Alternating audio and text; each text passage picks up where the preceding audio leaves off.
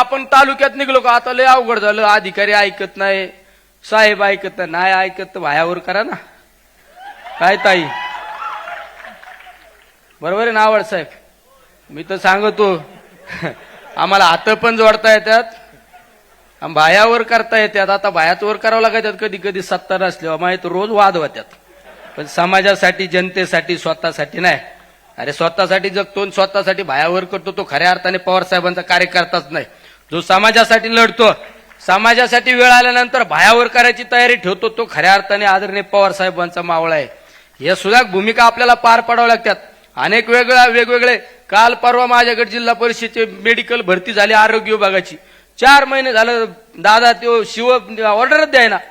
मी काल जाऊन बसलो, त्याला सांगितलं मी उठत नसतो, हा नाही दिलं तर मग आज सांगावं लागते. साहेबांना पटत नाही माझं काही गोष्टी, पण आतल्या हाताने करतो आम्ही. काय करता, पर्याय नाही ना.